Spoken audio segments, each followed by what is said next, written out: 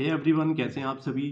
First of all, happy new year to all of you and those who have selected as RRBPO and office assistant, many congratulations to those people, है ना। सभी को बहुत बहुत बधाइयाँ जिनका हो गया है, और जिनका देखिए नहीं हुआ है तो आगे एक ऐसी मेरे पास स्ट्रेटेजी भी है और ऐसी बातें हैं जिससे कहीं ना कहीं आपकी प्रिपरेशन में इम्पेक्ट पड़ने वाला है।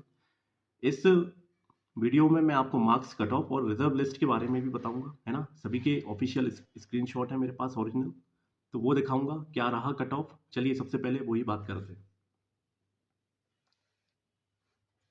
देखिए सबसे पहले मल्टीपर्पज जो ऑफिस असिस्टेंट था, है ना, एग्जामिनेशन, उसमें कट ऑफ क्या रही। जनरल कैटेगरी की बताऊंगा, बाकी सब आप यहाँ पे देख सकते हैं। ईडब्ल्यूएस हुआ, ओबीसी हुआ, SC ST जो भी है आप इसके अकॉर्डिंगली अपना चेक कर लेना।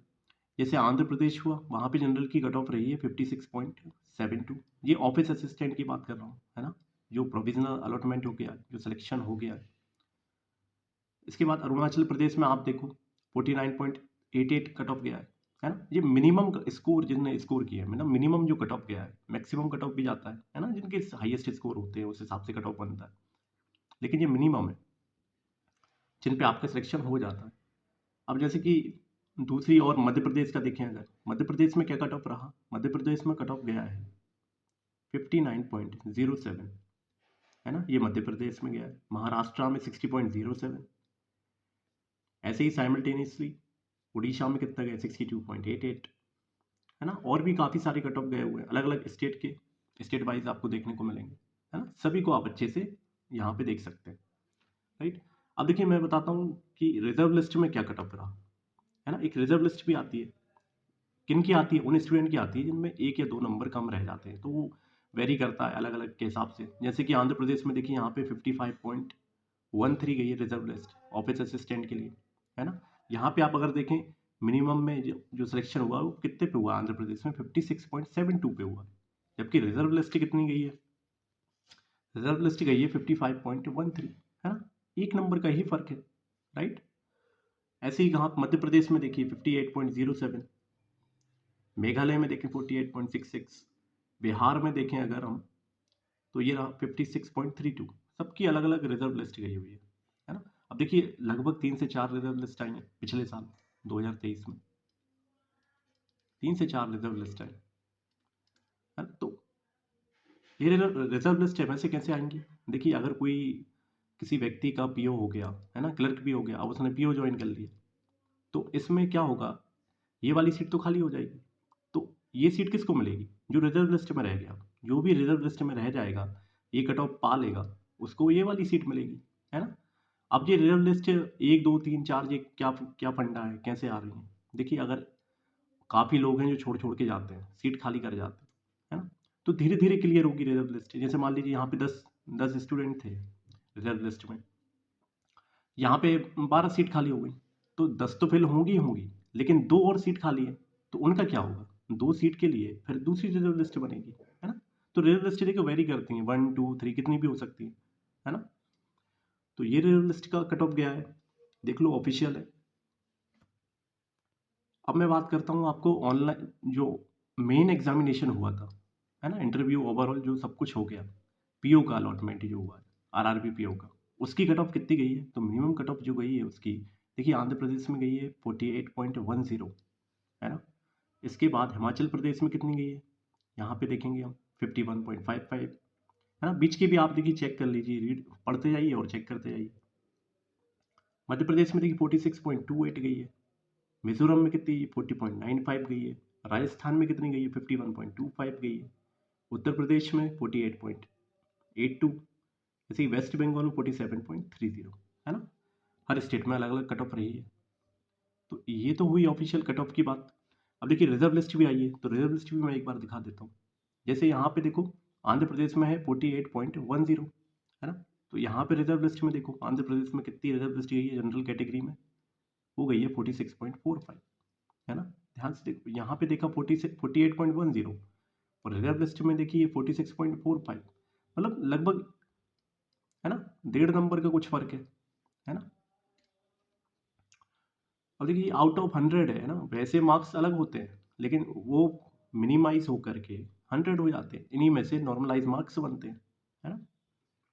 तो ये अलग अलग है। अब देखिए लिस्ट वही सेम उसी प्रकार से आने वाली है, पहले क्लियर होगी, पहले जिनके सिलेक्शन हो गया है उनको पहले सीट मिल गई, तो ये सीट अगर उनकी खाली होती है तो रिजर्व लिस्ट में जो भी व्यक्ति होगा उसको वो खाली सीट मिलेगी, है ना। इसमें देखिए टाइम कितना लग सकता है, तो मैं आपको टाइम बताता हूँ। देखिए 1 महीना भी लग सकता है, हो सकता है पूरा साल भी बीत जाए, कोई बड़ी बात नहीं है। क्योंकि देखिए अभी भी हम देख रहे थे रिजर्व लिस्ट 31 दिसंबर को भी रिजर्व लिस्ट आई थी ना। तो 1 साल भी लग सकता है, कोई बड़ी बात नहीं है। लेकिन रिजर्व, हाँ इतना मान लीजिए कि आपकी रिजर्व लिस्ट में अगर स्टार्टिंग के 10-12 नाम हैं तो वो डेफिनेटली क्लियर होना ही होना है ना, वे डेफिनेटली क्लियर हो जाएंगे। कि कई लोग जो होते हैं वो दूसरे सेक्टर में भी जाते हैं, कई कई लोग ऐसे होंगे जो SBI PO ज्वाइन करेंगे, SBI क्लर्क ज्वाइन कर लेंगे, RRB PO तक ज्वाइन नहीं करते, है ना, कई ऐसे होते हैं। या फिर कोई और एग्जाम होता है वो निकल जाता है। तो आप पॉजिटिव रहिए, डेफिनेटली आपकी क्लियर होगी। अब देखिए एक बहुत अच्छी चीज़ बताने वाला हूँ, बहुत अच्छी बात बताने वाला हूँ।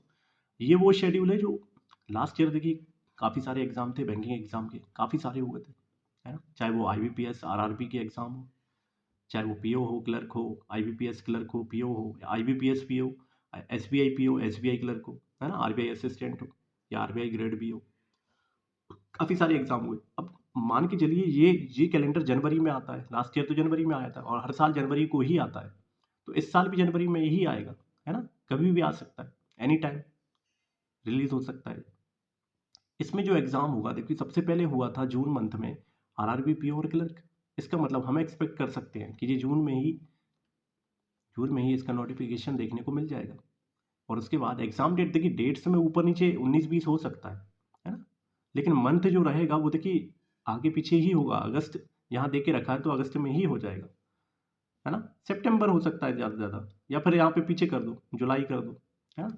ऐसे आगे पीछे हो सकता है, बाकी इसमें लेट कभी नहीं होगा। आप पिछले जो नोटिफिकेशन है वो उठा करके एक बार देख लीजिए, सेम मिलेगा आपको।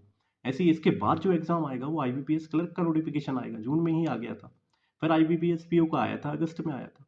सब साइमल्टेनियसली चलते जा रहे हैं एक के बाद एक।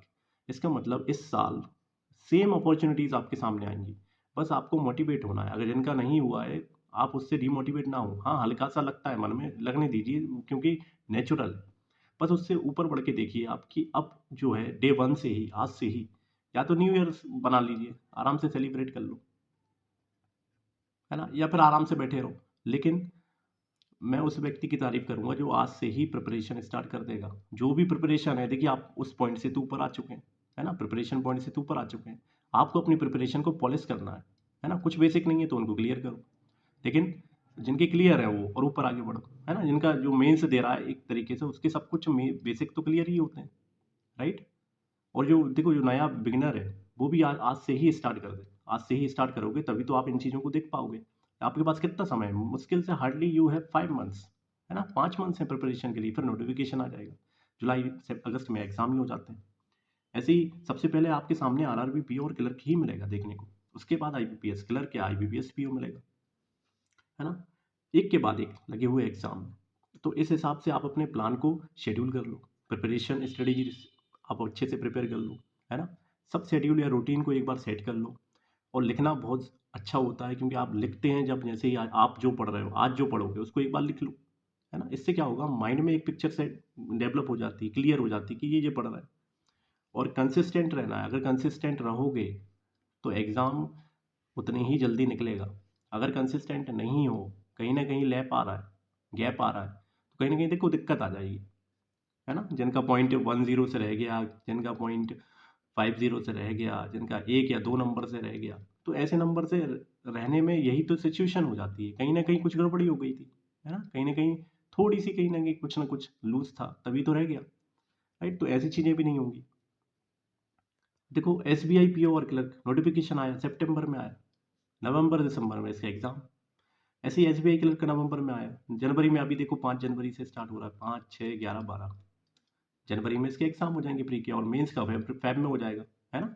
और अप्रैल तक तो जहाँ तक ज्वाइनिंग हो जाती है ना, फाइनेंशियल ईयर स्टार्ट होता है, राइट। तो इस हिसाब से आप अपना प्लान शेड्यूल करो। ये चीज़ें मैं आपको इसलिए दिखा रहा हूँ ताकि एक माइंड में आपकी इमेज क्रिएट हो, और आपको पहले से ही अगर माइंड में पता होगा कि ये चीज़ें हमारी रिपीट हो रही हैं, ये एग्ज़ाम दोबारा आ रहे हैं, और देखिए इस साल भी आना ही आना है, डेफिनेटली आता है ना? पूरे चांस होते हैं आने के, हर साल होते हैं क्योंकि। तो आपके पास कितनी अपॉर्चुनिटीज़ हैं, देख लीजिए 1 2, अगर मोटा-मोटा देखें तो 1 2 3 4 5 6, मतलब 6 तो वैसे हैं ही हैं, 6 एग्ज़ाम तो बैंक के होने ही हैं। तो आप सोचिए आपको अपनी प्रिपरेशन पॉलिश करना चाहिए या नहीं? अच्छे से पॉलिश करो, अच्छे से उसको शार्प करो, मॉक टेस्ट दो, मिनी मॉक टेस्ट दो, है ना? टॉपिक वाइज़ टेस्ट की प्रिपेयर करो, टॉपिक क्लियर करो अपने।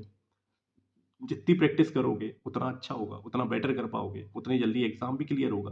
पहले से ही प्रिपेयर करके रखोगे तो बाद में एंड टाइम में 1 मंथ 2 मंथ में प्रिपेयर नहीं करना पड़ेगा, है ना? कॉम्पिटिशन से काफ़ी आगे निकल जाओगे और ईज़िली एग्ज़ाम क्रैक कर पाओगे आप, राइट? तो ये चीज़ें थी जो मुझे बातें आपको क्लियर करना थी। एक माइंडसेट आपका डेवलप करने के लिए मुझे बातें बताना ज़रूरी थी। इस लेक्चर की भी पीडीएफ मैं आपको कहाँ दूँगा? इस लेक्चर की पीडीएफ मैं दूँगा आपको टेलीग्राम चैनल पर। टेलीग्राम चैनल पे आप क्या करोगे? टेलीग्राम चैनल पे जाना, इस क्यूआर कोड को स्कैन करना। डायरेक्ट आप, है ना? इस क्यूआर कोड को स्कैन करना सिंपल, आप टेलीग्राम चैनल पे पहुँच जाओगे। वहाँ पे इस लेक्चर की पीडीएफ मिलेगी, वहाँ पे आप इसके स्क्रीनशॉट और इसका कट ऑफ वगैरह सब चेक कर सकते हो पीडीएफ के थ्रू। और एट द रेट यूट्यूब पे डालना है, at the rate capital letter में एग्ज़ाम सीट। तो यहाँ पे आपको क्या मिलेगा? चैनल मिलेगा। चैनल को जैसे ही आप अंदर जाओगे चैनल में तो प्लेलिस्ट दिखाई देगी। प्लेलिस्ट पे जाना, प्लेलिस्ट पे आपको अरिथमेटिक के टॉपिक वाइज मैंने 12 लेक्चर डाले हुए हैं, सभी अच्छे से प्रैक्टिस कर लो। मॉक टेस्ट जो एसबीआई क्लर्क के थे वो सभी डाले हुए हैं, प्रीवियस ईयर के, वो देख लो। 3 मॉक टेस्ट पड़े हुए हैं, प्रीवियस ईयर के पड़े हुए हैं, है ना? तो उसके बाद मिनी मॉक टेस्ट भी पड़े हैं काफ़ी सारे। टॉप 50 सिंप्लीफिकेशन क्वेश्चन जो क्वेश्चंस हैं वो वगैरह वहीं पड़े हुए हैं। क्वाड्रेटिक इक्वेशन के हुए क्वेश्चंस वो भी वहीं मिलेंगे आपको, राइट? सारी चीज़ें आपको प्रैक्टिस करने के लिए काफ़ी कुछ कंटेंट वहाँ अवेलेबल है। ईज़िली आप प्रैक्टिस कर सकते हो वहाँ से।